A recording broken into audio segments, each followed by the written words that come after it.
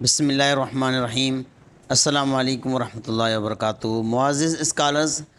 آج کا ہمارا سوال ہے اسلامیات لیکچر انٹرویو کی تیاری کے حوالے سے کہ مرتد کی سزا اسلام میں کیا ہے۔ اس حوالے سے قرآن و حدیث کی روشنی میں مختصر سے دلیل پیش کریں۔ تو اس سلسلے میں اس کا جواب یہ ہے کہ اسلام میں مرتد کی سزا موت ہے، اور اس کا حوالہ قرآن اور حدیث سے موجود ہے۔ یعنی اگر کوئی شخص الیاذ باللہ مسلمان ہے اور دین اسلام سے نکل کر مرتد ہو جائے اور کفر میں داخل ہو جائے، تو اگر مرتد شخص مرد ہے تو 3 دن تک اسے مہلت دی جائے گی، اور اس دوران اس کے شکوک و شبہات کو دور کرنے کی کوشش کی جائے گی۔ اگر اس کے شکوک و شبہات دور ہو جائیں اور دوبارہ اسلام قبول کر لے تو دیگر مسلمانوں کی طرح ہوگا، اور اگر شکوک و شبہات دور کرنے کے باوجود نہ مانے اور واپس اسلام میں داخل نہ ہو تو شرعاً ایسے مرتد کی سزا قتل ہے۔ یاد رہے کہ یہ جو سزا ہے قتل کی، اس سے نافذ کرنے کا اختیار اسلامی حکومت کو ہے، ہر غیر شخص کو نہیں ہے۔ قرآن، سنت، اجماع امت اور فقہائے امت کا یہی فیصلہ ہے کہ ایسے مرتد شخص کی سزا قتل ہے، اور عقل و دیانت کا تقاضا بھی یہی ہے۔ اب اس کی دلیل قرآن کریم سے سورہ مائدہ کی آیت نمبر 33 اور 34 یہ ہے کہ انما جزاء الذین یحاربون اللہ ورسولہ ویسعون فی الارض فسادا ان یقتلوا او یصلبوا او تقطع ایدیہم وارجلہم من خلاف او ینفوا من الارض ذالک لہم خزی فی الدنیا ولہم فی الآخرۃ عذاب عظیم۔ یعنی جو لوگ اللہ اور اس کے رسول کے ساتھ لڑائی کرتے اور زمین میں فساد مچاتے پھرتے ہیں، ان کی سزا یہی ہے کہ ان کو ان یقتلوا، ان کو قتل کر دیا جائے، او یصلبوا یا سلائے،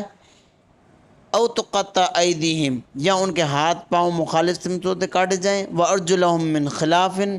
پاؤں ان کے مخالف سمت کاٹے جائیں،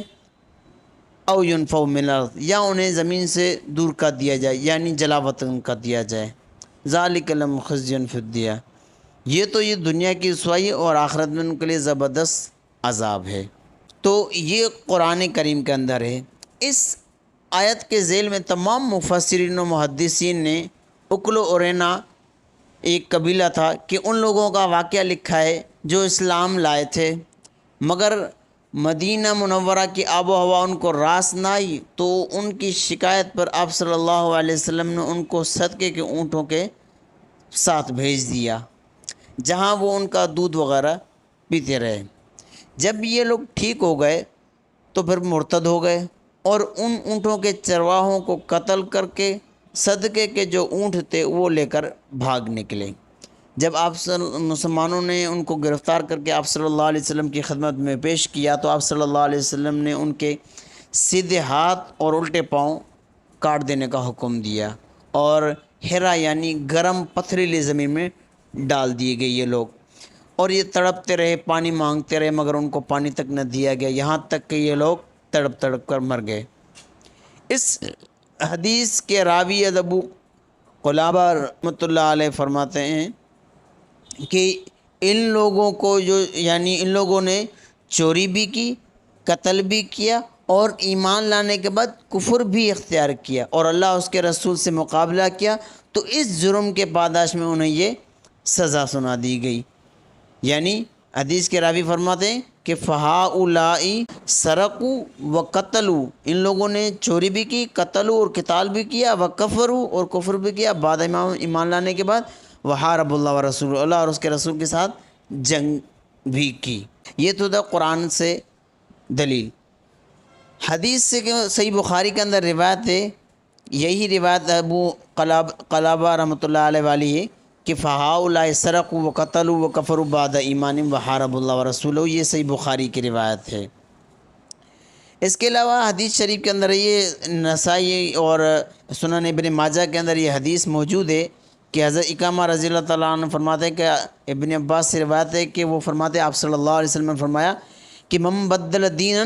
فقتلو، کہ آپ صلی اللہ علیہ وسلم نے فرمایا جو شخص دین تبدیل کر کے مرتد ہو جائے اس کو قتل کر دو۔ تو یہ تفصیل تھی کہ اگر مرتد کوئی شخص مرد ہو جائے، اور اگر مرتد یعنی ارتداد اختیار کرنے والی عورت ہے تو سب سے پہلے اس کے شکوک و شبہات کو دور کیا جائے گا۔ اگر اسلام کی طرف لوٹ آئے تو بہتر ہے، بصورت دیگر اس کو قتل نہیں کیا جائے گا مرد کی طرح، بلکہ اسے تا حیات قید میں رکھا جائے گا جب تک یہ توبہ نہ کر لے۔ جب توبہ کر لے گی تو اس کو جیل سے رہا کر دیا جائے گا۔ اگر نابالغ بچہ ارتداد اختیار کرتا ہے تو اس پر یہ سزا یعنی واجب القتل نہیں ہے۔